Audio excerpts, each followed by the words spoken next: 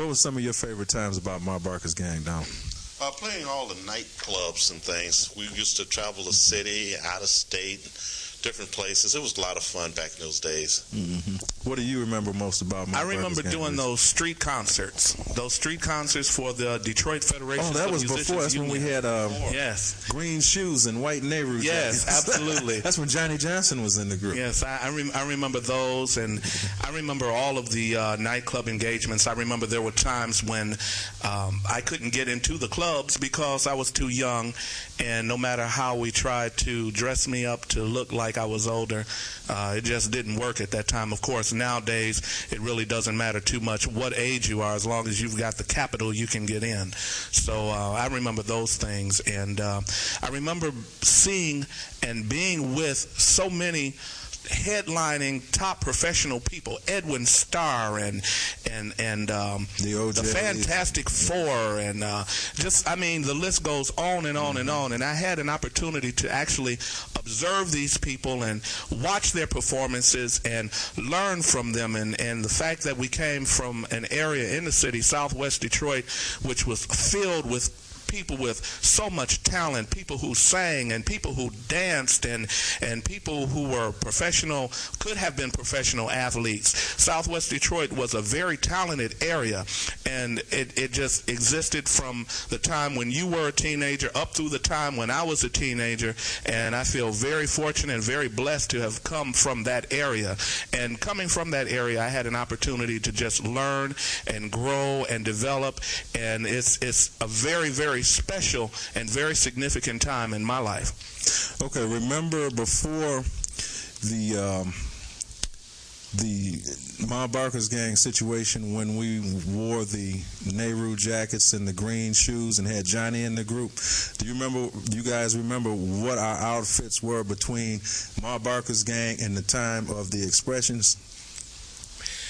Well, I remember during the time when we were performing with Leonard King and the Soul Messengers as a vocal group package, I remember that we were very heavily into George Clinton and the Funkadelics at that particular time, and we dressed up in some of the weirdest costumes that at that time anyone had ever seen, and we did a lot of those kinds of performances, and it enhanced the overall performance of the Soul Messengers.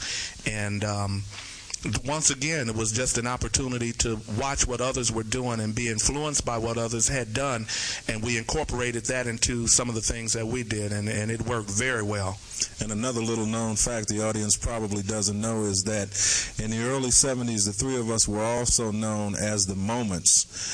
We had a deal worked out with Stang Records so that when Harry Ray, Al Goodman, and Billy Brown would do South, we do the northern part of the country. When they did the West Coast, we do the East Coast as the Moments. And I think that hasn't been documented by anybody up until this point. You know, we had a lot of fun doing that. And I think for three voices, we always made ourselves sound like 6 or 7 different voices. And I think that's really primarily because of the attitude that we had.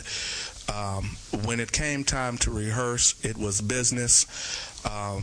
Unfortunately, in this music business, you see a lot of people, they come in and they go because they don't have the discipline that it takes to be sustained in this business. There's a lot of persons who have succumbed to drugs and alcohol and love triangles where people have been shot on the street coming from engagements and things like that. But we approached our music from a very business-like and very disciplined perspective. We came to rehearse. We rehearsed hard. Many times we would be sore from dancing and stretching our leg muscles, and because of that, I'm still able today to do the splits. At 41 years old, I'm still able to do the splits because of that type of discipline, that type of work involved, the work ethic, the business involved in rehearsals. And when you would go to do a show, it was not just doing a show, it was a performance, and everyone who was involved in that performance were just as proficient and just as professional as anyone from Motown in the Motown Review. In fact, if memory serves me correctly, the talent shows that used to be given by Southwestern High School under the care of Mr. King.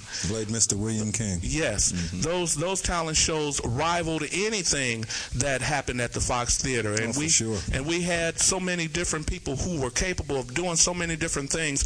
One person that inspired me, I happened to run into recently. His name is Seafried. I don't know his last name. I can't think of his last name. You remember Seafried's last name? No. But he was the first person that I ever seen do a James Brown act. And the Leonard King and the Soul Band. Oh, yeah, that was during the days of Leonard King and the Big Soul Band. The Big Soul Band. We had, what, 18 pieces? Yes, indeed. And everybody played their parts, and everybody played well because everybody rehearsed and was serious about rehearsal. And when the shows went forth, the shows were just as expert can be. And as I said, it rivaled anything that happened down at the Fox Theater with the Motown Review. And I ran into this particular person, and I had a chance to let him know how he had influenced me in my past performances, because I had never seen anybody do that before. I had never witnessed anybody move like that before. And but that's how we were. That's how we took care of business. It was business, and we took care of that business. And the business and the effort that we put forth came forth on stage in each and every performance. Donald, how do you feel about today's entertainers? In your mind, do they have the same type of professional expertise, attitude, and the desire to succeed, minus the trappings such as the amount of money a corporation may put in, or having 64 tracks and 120 musicians to record? And I mean, how do you feel about today's entertainers and the music specifically? Well, I think today's entertainer doesn't have the true love of music anymore. I think they do it for the glamour and for the money. They don't horn their craft. At our day, we would have done it for free. Absolutely. I remember one time we went up to Saginaw. We were billed as Archie Bell in the Dreads. Right. One of the people in the audience says, Archie Bell's in Vietnam. You guys are not Archie Bell, but y'all better than he is. Yeah, and